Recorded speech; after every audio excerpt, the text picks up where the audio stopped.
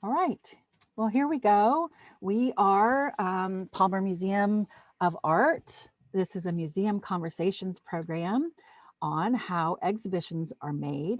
I'm Brandi Breslin. I'm here with colleagues, team members today for this conversation. We'll introduce ourselves very briefly in a moment. I do want to let everybody know this is the last in a series of webinars and programs, so I don't have any slides to share with you about looking ahead to the future and making sure to join us next week, etc. But I can say that this program will be, it is being recorded, and so you'll be able to watch it again because it's going to be that good. Or people that you know may mention, oh darn, I missed that. You can let them know that they will be able to find the video on the Palmer's YouTube channel. So just a little background on this program in particular. The whole series that we did of museum conversations this fall semester were really designed to be a sort of a museum studies or a look behind the scenes at museums and how some of the work gets done. And this is as I mentioned, the final one. And part of the conversation aspect too is that we invited some of our student collaborators, our graduate students, and our undergraduate interns to sort of help us sort of frame our discussions around those interests that students have. So we do have this sort of group approach today. And if you've tuned into any of the other ones, you'll know that the conversation is not necessarily going back and forth with questions right now. We have prepared some slides and visuals to show for you, but they are in response to the questions that the students have asked and shared with us in advance. And so we have had discussions between staff and students in advance in order to prep. There may in fact be additional questions from students or even from the audience as we go through. And so if you do have questions, please put them in the chat, and one of the students, Yoon Kyung or Lauren, will kind of field those questions and help us answer those for you as well. So at this point, before we launch into the talk and the discussion, we'll go ahead and introduce ourselves briefly. Joyce, why don't we start with you? Hi, I'm Joyce Robinson, and I'm assistant director at the Palmer. I've also been a curator at the Palmer for over 20 years. Great. And Yoon Kyung. Hello, I'm a doctoral student in art education at Penn State and graduate assistant in Palmer Museum. Thank you. And Lauren. Hi, everyone. I'm Lauren. I am an acting major as well as an art history major with a focus in museum studies. Nice. And I already did say, I think, that I'm Brandi Breslin, the museum educator. But a little bit more here is that I've been with the Palmer just a couple of years, and but I have been a museum educator for almost 20 years. I kind of am starting to get nervous about saying that. And I have just to the club curator projects on my resume, but of course Joyce Robinson has many more. And anyway, so we wanted to kind of share some of our different experiences to see how, kind of the range of different ways that those projects take shape. So we'll go ahead and get started with first questions from the students. Yeah, I'm going to open the question. So every time I visit museums, it was pretty impressive the way the object organically arranged within a whole theme of the exhibition. So I'm wondering how curators decide overall theme of the exhibition. Okay, great, thank you. I think I'm gonna lead off. So gosh, there's a lot that goes into exhibition planning, specific exhibitions, and our whole exhibition schedule.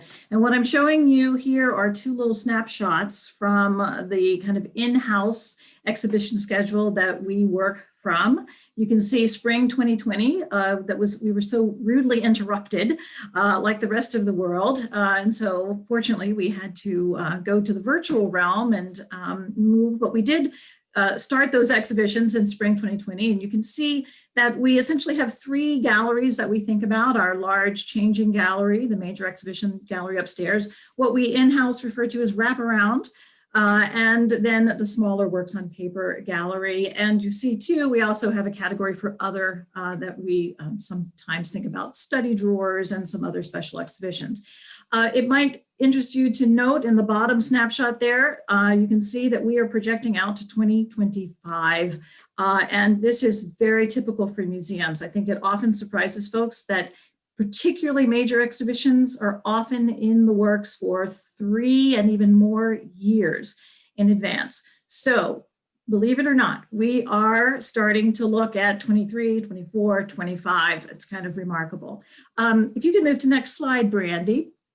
I'll talk a little bit about the kinds of shows that are out there that are organized by other companies and museums that we actually schedule at the Palmer. So today we'll be talking mostly about exhibitions that we have organized, but we also will be talking, or just briefly, I want to show you that there are certainly touring companies out there that organize exhibitions. There are other museums, of course, that we work with.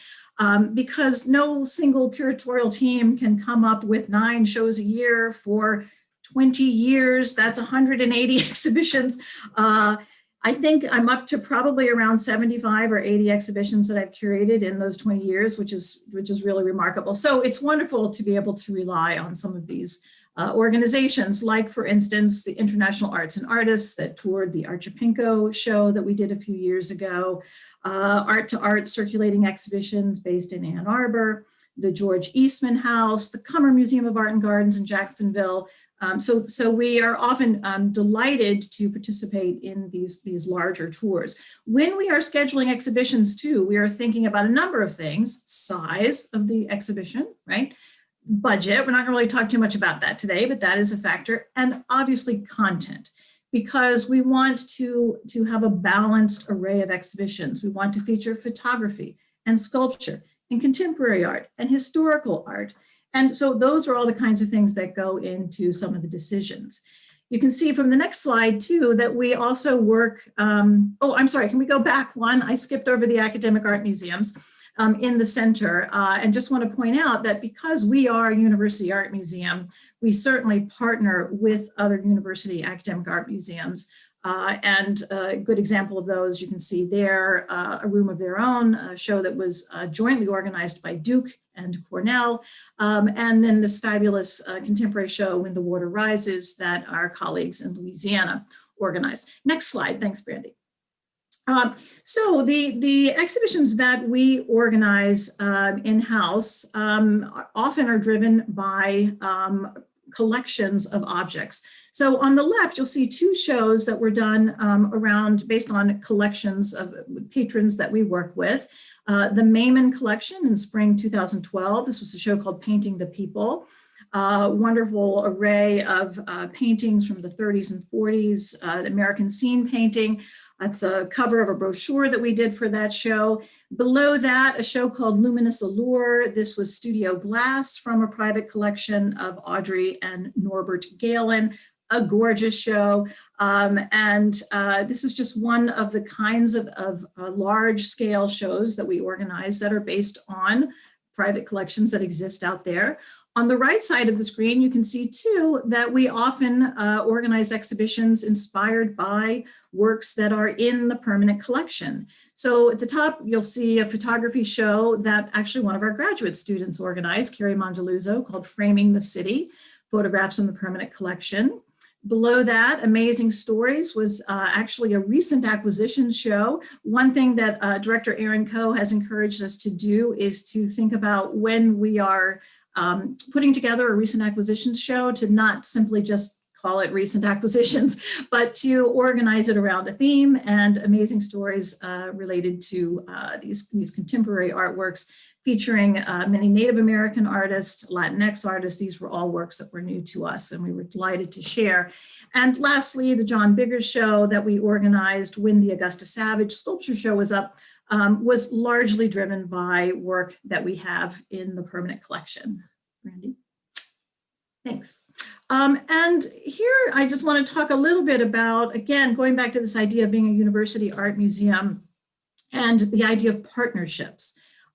Because we certainly, as a university art museum, we want to serve the needs of the entire campus. We want to establish as many collegial relationships as we can across the campus. And that means reaching out and taking advantage of the wealth of knowledge that we have here at the university. So what you're seeing here are an array of exhibitions that we have done in conjunction with other entities on campus. including the architecture school. So some of you may remember seeing Subjective Spaces, Drawings and Collages by Robert Reed. Kathy Brash from School of Architecture organized that exhibition, and it was held in conjunction with a symposium that was being sponsored through architecture. Bauhaus Transfers similarly celebrated the centenary of the Bauhaus, and that was with the participation of architecture and also the Department of German Studies.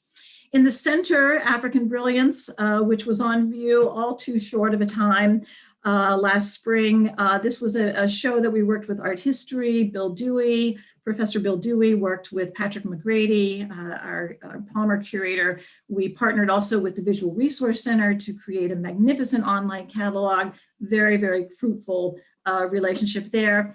And just quickly at the bottom, I'll note too that we play particularly nicely with our colleagues across the street in the School of Visual Arts. In 2014, we were part of a major celebration of Judy Chicago and the gifting of her art education archives to the university. And so we put together a wonderful survey show of her work. And then on the right, you're just seeing a couple examples of faculty exhibitions and a fantastic deconstructed painting by Helen O'Leary there. Every 5 years or so, we do a faculty show. And by far, and I'm going to hand it back over to Brandi in just a minute, but by far I want to say that for me, the best shows I think that I've done, the most successful, have all been the result of collaboration with other curators. And in this case, all of these curators were here on campus. So I have in the past worked with Michaela Amato from the School of Visual Arts. She was also in Women's Studies. We did Couples Discourse show together, also the Uncanny Congruencies alumni show, which was really a brilliant show. Still Moving, the photographs of Steve McCurry, an alum of Penn State. Worked on that with my dear friend Stephen Rubin, who's now Assistant Director, School of Visual Arts. Through the Looking Glass, I think that was back in, I had to look it up, 2003. A very young new assistant professor by the name of Sarah Rich from Art History curated that with me, and that was, again, another wonderful show. I'm going to come back to Plastic Entanglements in just a second, and also field language later in the presentation. So I will be saying more about Plastic Entanglements.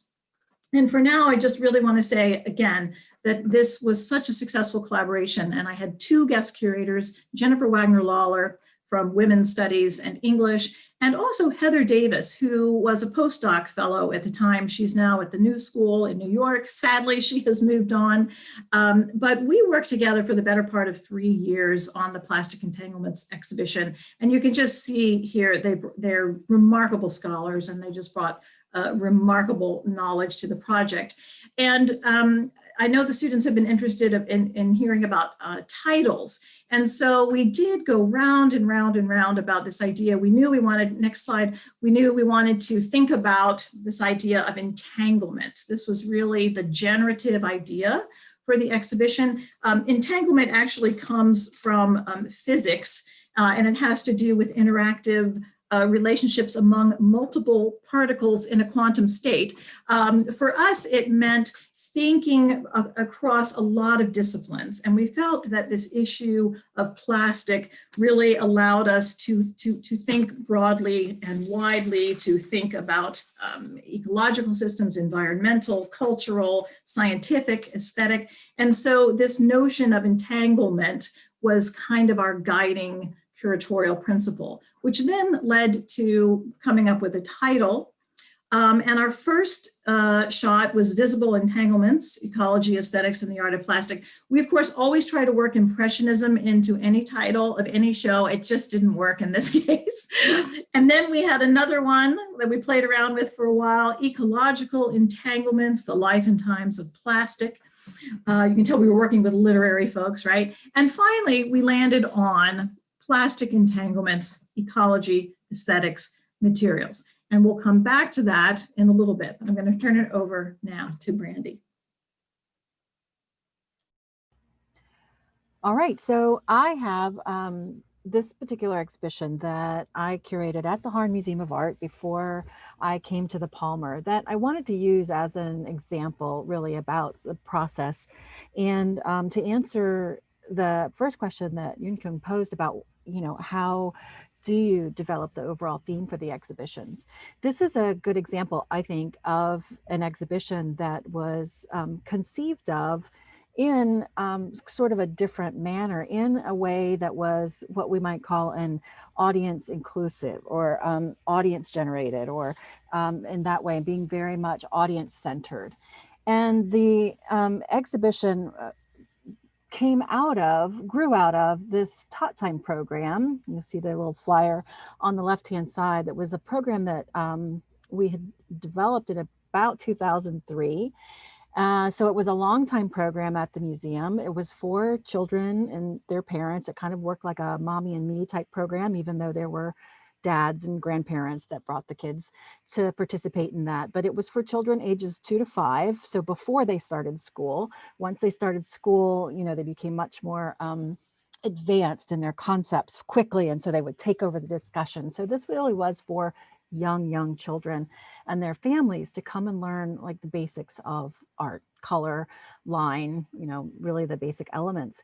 And it was a very popular program, done twice a month. And what we've started to see over the years, though, of course, and to realize is that that program, as great as it really was just reaching a very affluent audience. And we really were interested in expanding it to be able to reach, you know, people who were not able to bring their taught to the museum in the middle of a weekday.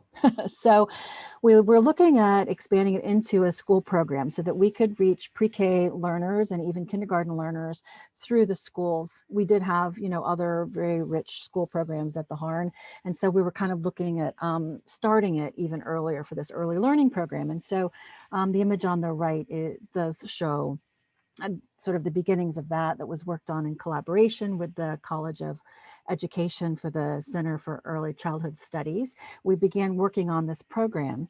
And so at the same time, our store manager was very interested, because of the popularity of our Tot Time program for many years, in doing a book, a custom book that would showcase the Harn Museum's collection through this ABC book. And this is something, the one on the left is a book by the Met, and the one on the right is by the Getty. I think the Philadelphia Museum of Art has an ABC book as well. And the store manager was very interested. She just knew that this would be a great product for the store, and had approached me to be the person that developed it. And so here I was working on this early learning program for the schools and this book project. And it came to a point where I said, you know, I'm not going to be able to continue working on this book project if there's really not the funding for it. And at which point our director said, we can make funding available if it's an exhibition. So let's make that an exhibition, and Brandi, you'll curate it. So now the early learning program turned into a book project and also a curatorial project. So it just tripled right off the bat. So the whole concept for the exhibition really was tied into this audience engagement and being sort of audience centered about reaching and expanding our engagement with the very young early learners. And that is indeed from there, working in the idea of that ABC book, the exhibition concept did become sort of choosing permanent collection objects that would represent each of the letters in the alphabet. So it was this visual tie-in to the visual aspects of language with the written letters.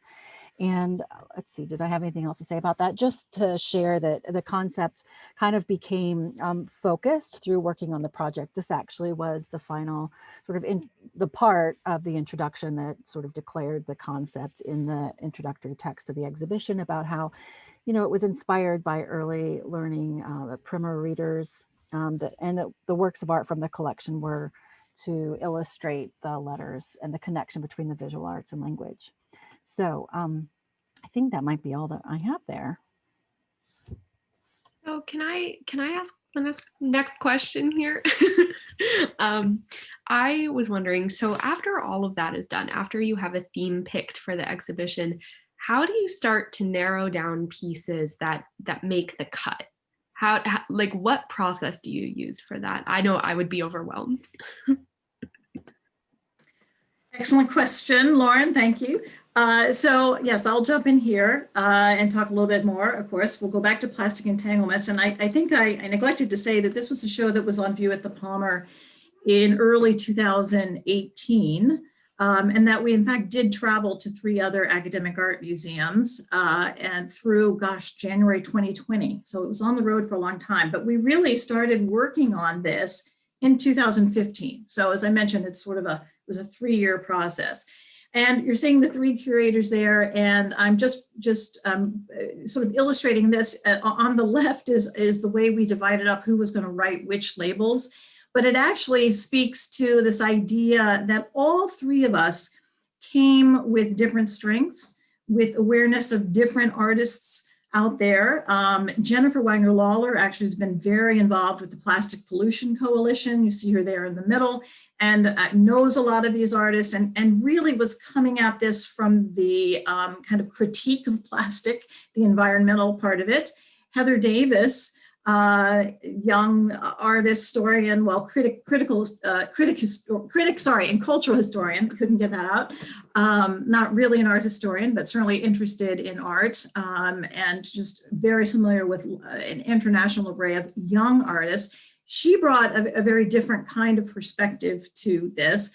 And I also was certainly aware of artists out there and knew our collection well. And so together, we worked and we thought about which artists, you can go ahead to the next slide, Brandi, which artists, how many, how broadly we could represent our art across the globe, really, that became important to us. And so these are many of the questions that we were asking ourselves. So we ended up with 30 artists and 60 works. And as I mentioned, we hit upon this idea of plastic entanglements. And really, the subtitle, Ecology, Aesthetics, Materials, also spoke to this issue that this was not a single narrative, right? This is a complex polymer. It is a complex story, a complex narrative. And so while we were working on the checklist, and of course, reaching out to artists and seeing if they wanted to involve, at the same time, we were thinking about, well, how are we going to organize it? And we came up with the idea of organizing it around a timeline. Plastic is going to outlive us all, right? And today's plastic is tomorrow's fossil. So we were thinking about these 3 broad categories. So just very quickly, I'll show you that the first section of the exhibition was the archive. The second was called the Entangled Present. And just take a look in the lower left corner. If you compare the Chris Jordan image of this albatross chick to Aurora Robson right next to it, this beautiful, resplendent piece, you can tell that this is a complex story, right? As we said in the narrative, this is a material that is both miraculous and malignant. So we were very careful as we were choosing artists to think about this more complex, entangled narrative. And the next slide too shows you that the 3rd section was called Speculative Futures. I think, is that moving forward, Brandi? There we go. And again, this was sort of Heather Davis and friends here. These were many of the artists who, frankly, I was not familiar with. And so it was really wonderful for her to bring her insight into some of these works. Next slide. So, Lauren, what happens when you start getting further along and you've been reaching out to artists, and we had lots of conversations, lots of emails back and forth, you then come up with what's called a checklist, and ideally an illustrated checklist. And I'm just showing you 2 pages of it's probably 10 or 12 page long checklist for this exhibition that shows you that we organize it again by section.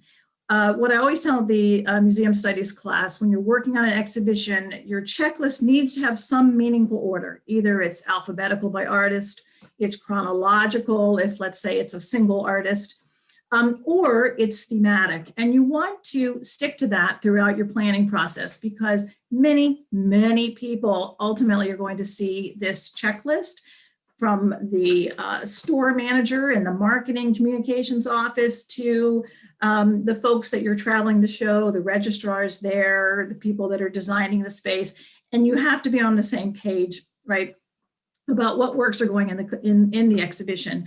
On the bottom, I'll just show you a close-up of one, and it shows you all the elements that need to go. into a checklist entry. So name of the artist, nationality, birth date, life dates, title of the work, of course, and the date. Then the medium, and in many cases, artists are very particular about how you describe it. And Ifeoma was very particular to call these repurposed, used, non-biodegradable plastic bags. And then that next line, crucially important, the dimensions. And you really have to kind of internalize those dimensions as you're thinking about the exhibition, because really tall works, really wide works, really heavy works are going to be an issue, right? And so you have to really think about that, because it's easy to see it on paper and go, oh, sure, yeah, 84 inches, that's fine. And then the last line is what we call the credit line. So where is the work coming from? And in this case, we were borrowing it through her gallery. Thanks, Brandi. Just quickly, I will say too that it meant that there were many artists, and you can go to the next slide, that we were not able to include. And these are just a few of the great pieces out there that we had to pass on. We were particularly disappointed that Tim Noble and Sue Webster, who are based in London, were not able to participate. But I have a feeling that would have been quite an installation nightmare. If you take a look at that, that is a pile of trash that then when a light is shown projected over it, creates that self-portrait of the two artists that you see there. Yeah, I know. We really would have loved to have had that, but I'm kind of glad they said they couldn't participate.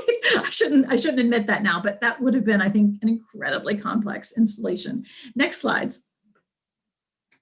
And one thing we discovered working on this is that there were two works close to home that made perfect sense for this show, that they were sort of late additions to the checklist. Here we were, thinking about who we were going to invite. And our Vic Muniz, our wonderful Sarah Bernhardt, that many people know and love.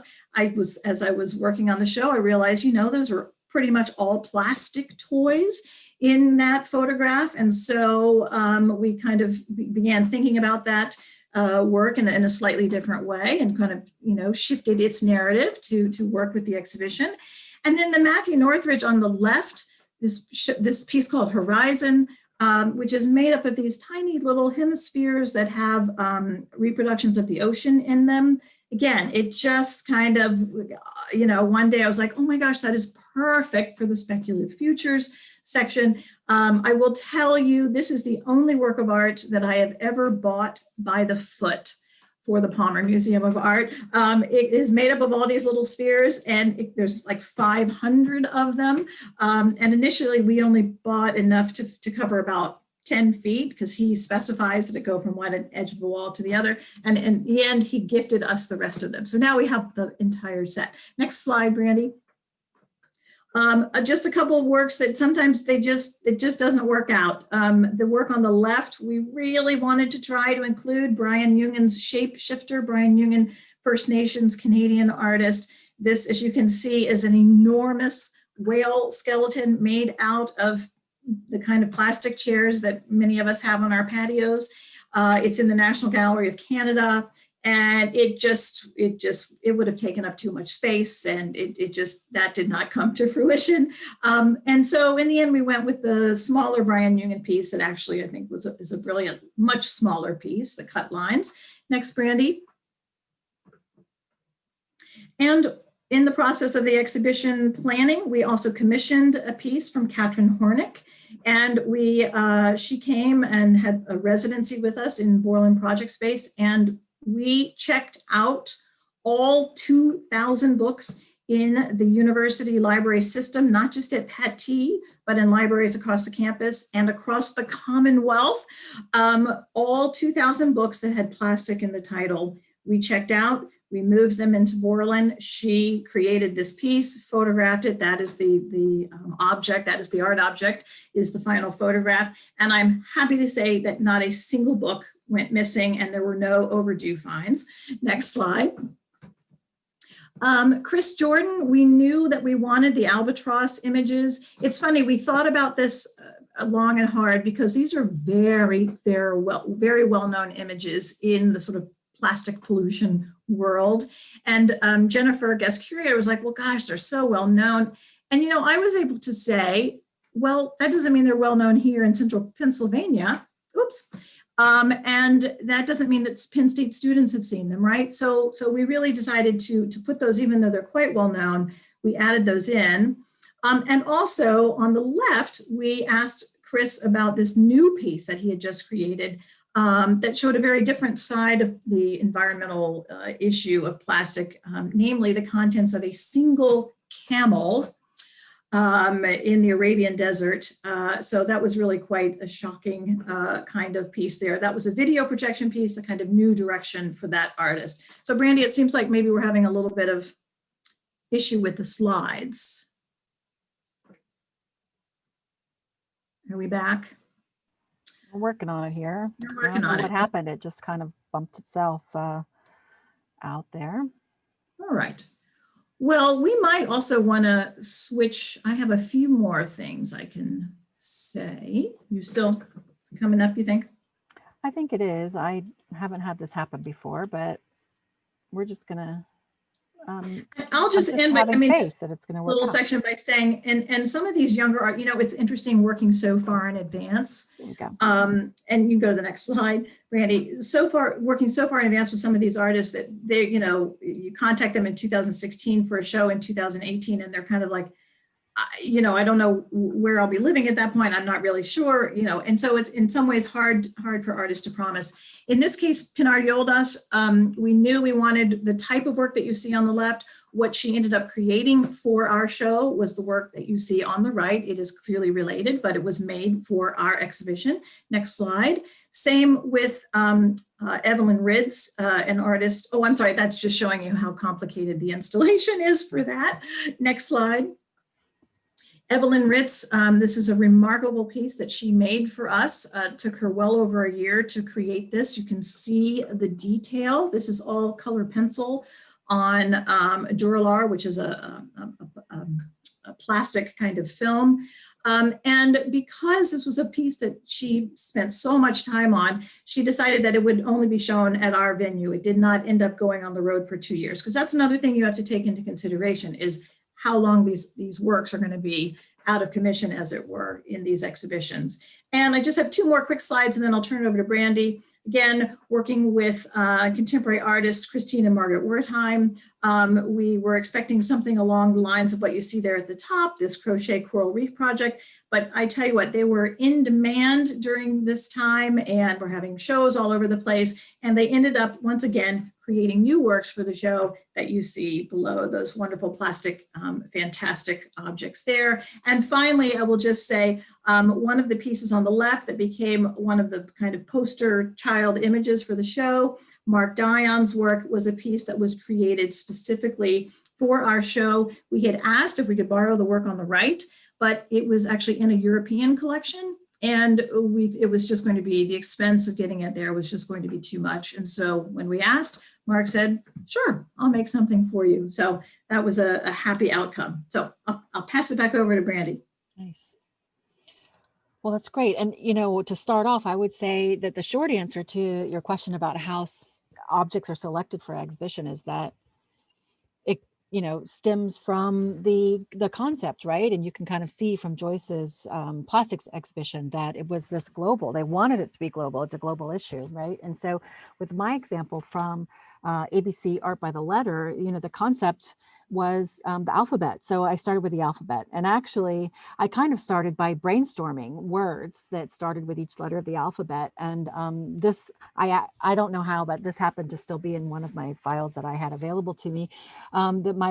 This wasn't a first brainstorm, but so you can see, I just started making lists, and I thought, once I have kind of these good ideas as I'm going through the collection system, I can start sort of pulling images. And that's kind of what I did. I just started sort of searching through, of course, using my knowledge of the collection too, but also kind of specifically going through works that I wasn't as familiar with to kind of look and see what would work out. And here's another kind of image. I think sometimes I think I had 2 or 3 slides with all these small thumbnails from the collection of where, you know, something that would work. But of course, the goal to, you know, connect and engage this young audience, I wanted to make sure that the selection of the individual works for each letter was going to be something that would be really, you know, just catch their attention as well. And also, of course, making sure that it would be appropriate.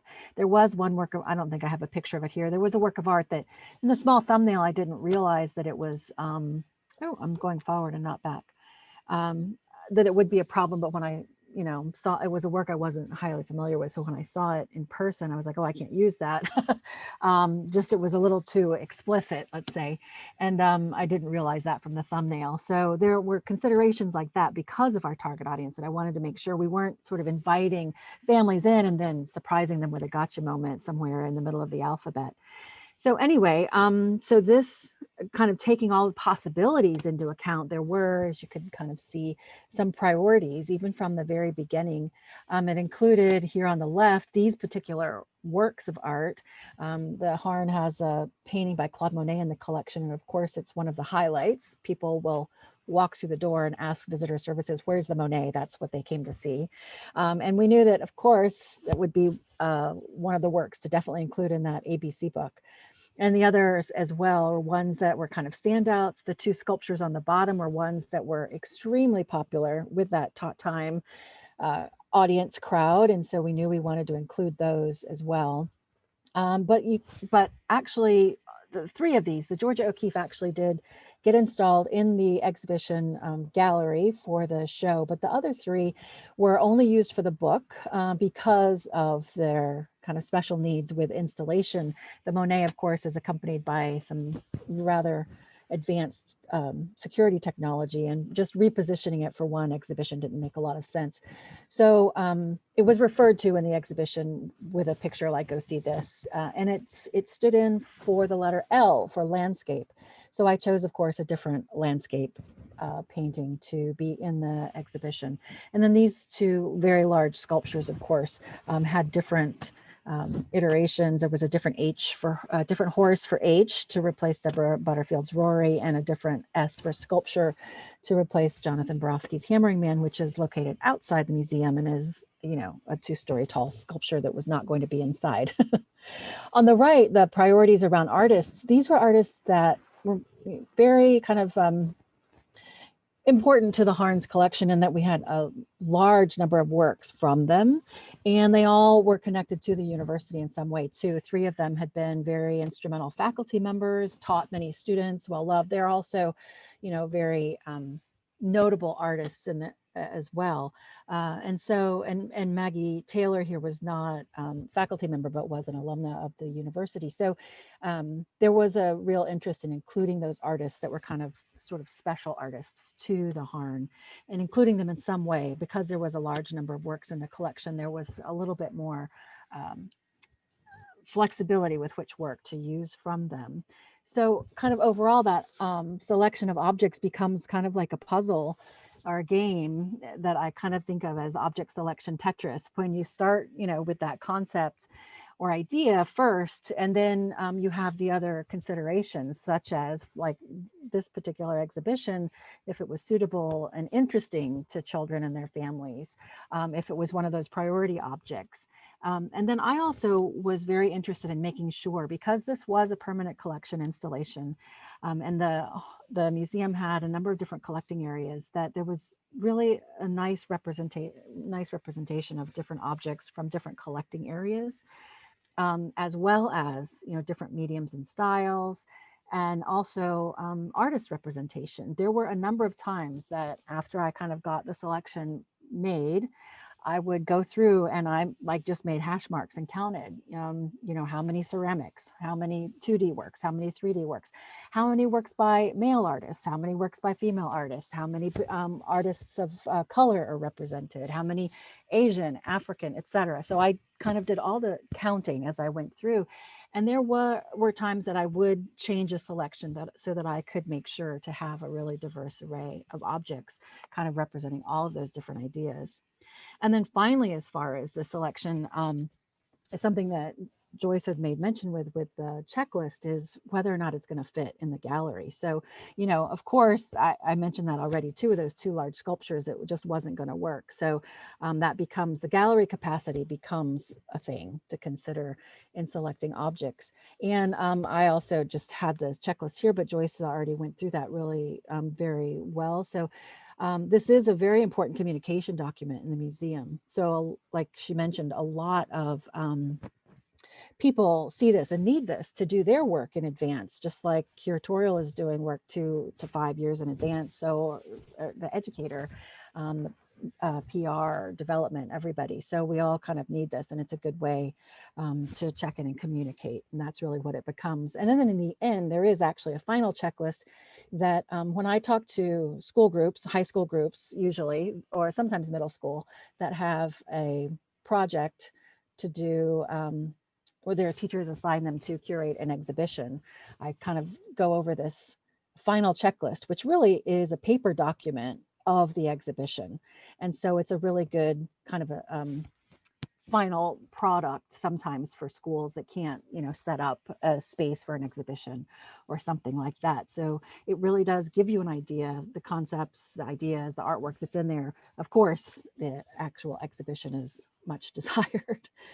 So kind of taking you through object selection. And this was one of the pieces from my introductory text that kind of spoke to that idea that you were asking about, Lauren, about object selection, making sure that, and I've kind of already talked about this, that I had those ideas, subject matter is something that would be of interest and spark imagination to children, but they're really interested in all of those different sort of the ideas that drove from the concept. So I think, oh, good. It's time to go back to students. Thank you for sharing your planning process of the exhibition. So then now I would like to move on to the preparation and installation. So could you share us how you decide where you will install objects in the exhibit spaces, and what elements do you consider? And I had a question kind of related to that, so maybe I can jump on. Also, in terms of installation planning, how does the Palmer specifically allow for exhibition arrangements? Are there any unique elements of the Palmer that, go in your brain while you're planning? Yes. So thank you. Thank you for those questions. So so next slide, Brandi, we can talk about, so we left off talking about the Mark Dion piece that was created for us.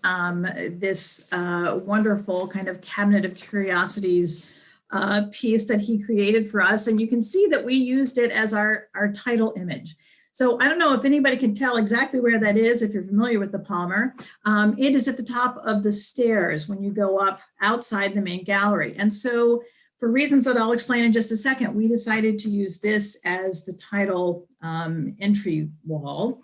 And one reason that I wanted to put this piece there, even though it is from the archive section, we felt that it was a piece that kind of also spoke to the entangled present. And it also spoke to speculative futures, because this is kind of both looking to the past, but also saying, what if our marine animals are going to become plastic specimens in jars in the future? So I often use this with groups, and I would say, so what section do you think this is in? And they, we would have a lively conversation. But we decided that in many ways, this just really represented the exhibition for us. Next slide points up to how actually detailed you have to be with some of these installations. And the artist is very particular about how these are all primarily either dog toys or sex toys that he bought to create this piece. When the shelf arrived, this is a shelf that he didn't have built. I think it was a found shelf. Our registrar dutifully said, are we allowed to dust it? Can we get rid of the dust? And we contacted the artist and his gallery, and we asked permission, and yes, it was fine. But you could also see how that could become part of the piece, right? It has a kind of natural history, old feel to it. But this is just to show you that this is how our registrar documented, because again, this show toured, and so the other venues needed to be able to recreate this. We actually left some of this work to our graduate students, and I do suspect it was one of their favorite days ever working at the Palmer, was installing these specimens. Next slide. I will say too that when Mark Dion came during the run of the exhibition, he actually brought another specimen with him from Amsterdam that he added to the piece. He was very excited about it. And then he added to the books as well, because he wanted to go over to surplus salvage on campus. And we did. And he bought, I think it was that green book called The Sea. He couldn't believe it. He loved it. He bought it and he added it to the exhibition. And of course, the registrar corrected our records so that we had everything straight. Next slide, Brandi. The show was so large that we made, purposefully, because we wanted to have this rather global representation, the show was so large that we decided to use not only the large exhibition space where we put the archive and also the Entangled Present, but we also moved into the Pincus Gallery, our Gallery of Contemporary Art. This was a first for me, using this as a second gallery space. We decided to put Speculative Futures in that section. This is, I think, the first time too for me that we ever had then 2 entrances to the exhibition. And we actually had 2 kind of title introductory walls, because we weren't, sure you could either come up the steps and enter the exhibition, or you could come across the second floor. But we felt that it was a show that kind of needed some breathing space. So we were delighted to expand a little bit. And the next slide will show you, Lauren, you were talking, well, actually Yung-Kyung too, what kind of decisions go into where you place things. Everything is thought through, the placement of every object. And Brandi will say more about that with her exhibition too. Just this wall is an example. Very clearly, we were putting together works that, to my mind, sort of relate to textiles. So on the left, you have a visual arts faculty member, Penn State, Ann Tarantino's fantastic kind of woven piece made out of, by the way, plastic gels from the School of Theater, Lauren, where I know you're a student, that they were getting rid of. And so she grabbed them up and then created this wonderful piece. Then next to it is Ifeoma Onyeji's, again, woven piece that relates to hair plaiting techniques and Nigerian weaving techniques. And then to the right of that, Deanna Cohen's draped piece that is essentially a kind of textile made out of shopping bags. Next slide. So those are just some of the kinds of things we're thinking. And you asked about the Palmer. We were delighted to be able to use the lobby. We don't often do this, but we decided that this fantastic chandelier by Willie Cole that was part of the show looked just great there. And I love that you could see it from the second floor through that little niche window there. And next slide too, you'll see, thinking again of Ann Tarantino, who's right here on campus. We invited her to do a site-specific piece. So this piece did not travel as part of the exhibition. And this was, I think, just a wonderful addition to the show. And the next and last slide for me for this section will just show you, here are installation shots from when the show went to Smith College. And it's just always interesting to see the decisions that they make, because while we make suggestions, we don't dictate where everything goes. And you'll see that instead of using Mark Dion as the kind of entry piece, they use Kelly Wood's photographic series there. And also they had to put Willie Cole's chandelier in the section really that was dealing with speculative futures, because they needed a large space. And they did a little bit of mixing and matching of sections in order because the space needed that to accommodate those needs. So it's interesting to see how, and I visited all 3 venues, it's interesting to see how it changes from venue to venue. So Brandi, hand it over to you.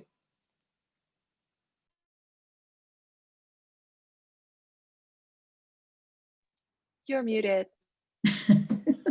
I see that. Rookie mistake. All right, thanks. So I was just saying that that's a great thought to lead from, in that you're really starting to deal with the space, the physical space itself in relationship to these objects that you've chosen that relate to this theme. And this is the ground plan for the Art by the Letter exhibition. This was the final ground plan, and it actually went through many different stages. But at first I kind of wondered if I really need to stick with installing according to the alphabet, because, you know, it would probably be better to install works that kind of work together visually.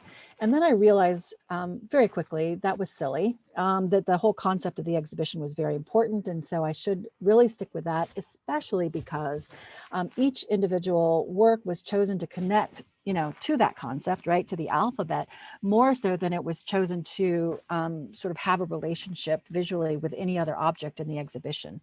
And that really there weren't any great pairings visually.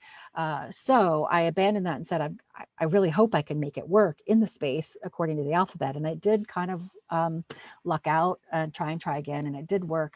This, to sort of orient you to the ground plan, this is the gallery space that has actually 3 entrances. So this is an entrance, if you can see my cursor, from one gallery into another. And then here is another entry point, and this is the 3rd entry point. The entry to the museum gallery spaces overall was kind of over here. So these 2 spaces were really going to be where we would expect most people to enter from. And so you can see the text panel, letter A is here. And so I wanted to hopefully try and capture as many people entering through these spaces with the introduction. And I did just say, well, let's see if it'll work by just continuing around the gallery in that way. And in fact, it did end up working out. I did, you know, move these temporary walls around a few times and have different iterations, but I found a way to make it work. And so I was very excited by that. You can kind of see here as it starts A, B, C, it continues around very nicely. And then around the end of the alphabet, it does break down a little bit. Q, R, S, T bumps around to the middle over here, etc.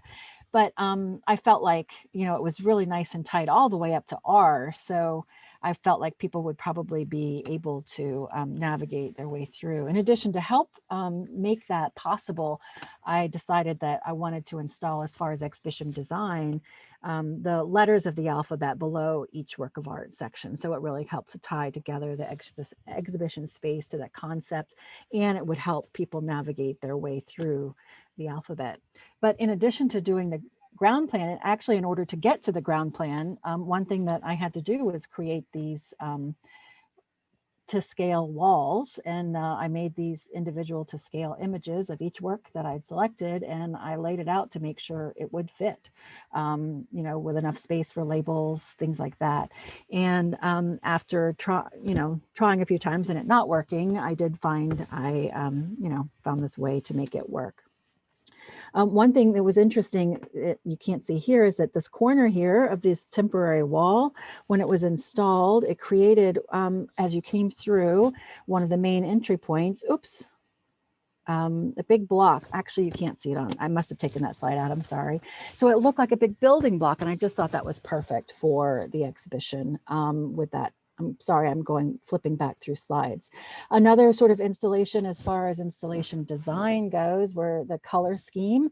I'm happy to, it was kind of a fun element to this, that I was choosing colors. I wanted to choose colors that would be very, you know, connected to the young early readers. So I tested color schemes from Dr. Seuss, from Beatrix Potter, and from Maurice Sendak. I figured those are the 3 biggies as far as early childhood readers go. And I got swatches. I took my books to the paint store, got swatches, put them in, and I tested those different color schemes as backdrops to the artwork, and kind of found that the Dr. Seuss scheme worked the best.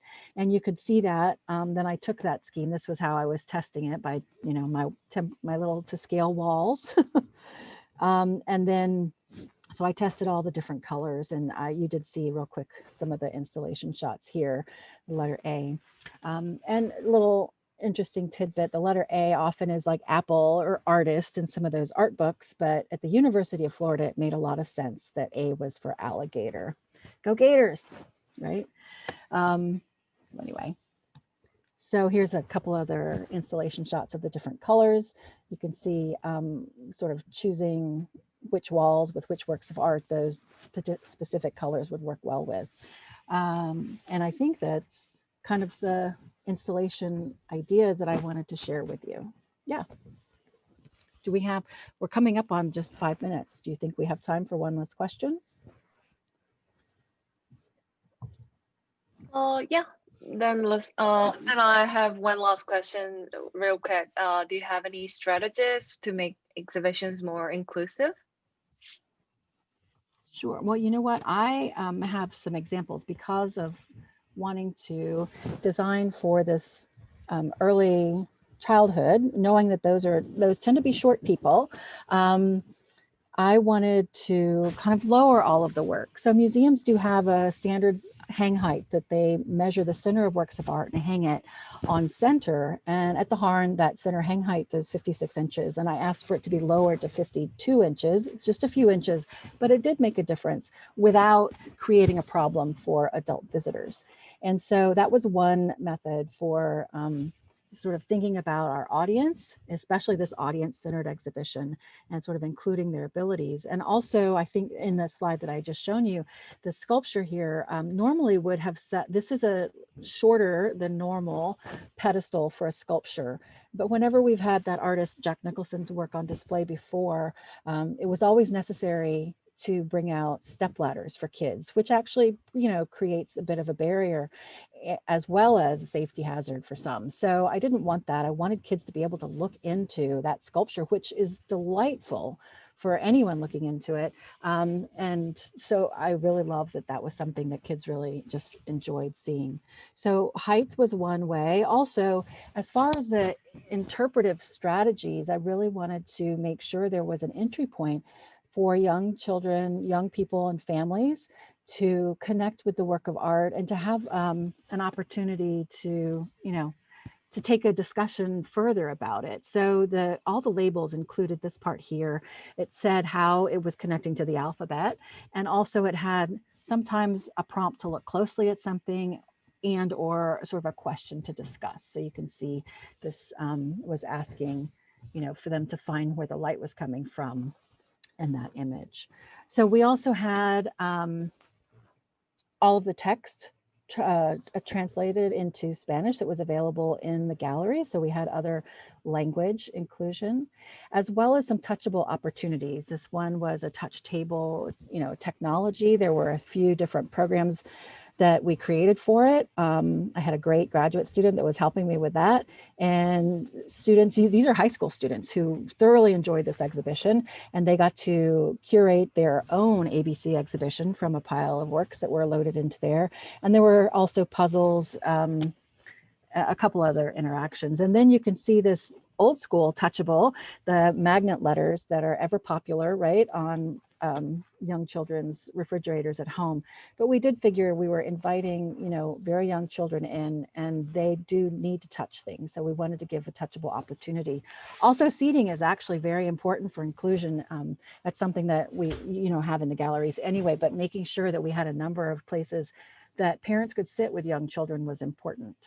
So just running through that quickly and wanting to give Joyce an opportunity as well. Well, what I want to say is that I want to do an ABC show. Yeah. I will say I've mentioned a lot about how, that was our target audience, but we had so many positive comments from all ages, and even faculty members who tend to, be art history faculty, art education faculty would bring family members, colleagues in, and they, I heard so often that they really were surprised at how it wasn't, just an exhibition for kids, because I think that's what they were expecting, but it really was for all ages, but we just made sure that it would be designed well for kids. It really was sort of a universal design aspect. Well, and I think this shows too what a team effort this is, right? Yeah. That it's the education department and the installation crew and the registrar who works on the loans, and that we could talk easily another hour about just the logistics of some of these things. So it's just really the tip of the iceberg in a way, but it's fun to revisit some of these. And really, Brandi, I think we should think about this. I think you. I was going to say, I have a lot more questions, and maybe we can do this again. But thank you so much for answering these questions. I feel like I really am beginning to understand how your brains work. Right. Well, we are kind of out of time, it looks like. Yoon Kyung and Lauren, I don't know if there were any questions from the audience that we should address or great. Well, good, then we can sort of stick with time and thank everybody for being here. Joyce, thank you so much for sharing Plastic Entanglements. It was a fabulous exhibition and it's great to revisit it again. It was actually the first exhibition that I saw at the Palmer, even though it wasn't up once I started working here. It was up when I came to interview. So Part of the interview process. Yeah. We made Brandi give a tour of a show that she knew nothing about. but it's a great exhibition. I'm glad to hear about it in this context more. And you're right, Lauren, we have another How Exhibitions Are Made Part 2 in the works, right? So thank you, Yoon Kyung and Lauren, for posing questions and joining us today to talk about it. Thank you. Thanks, everybody. Thank Thanks. you. Thank you for joining us. Bye. Bye.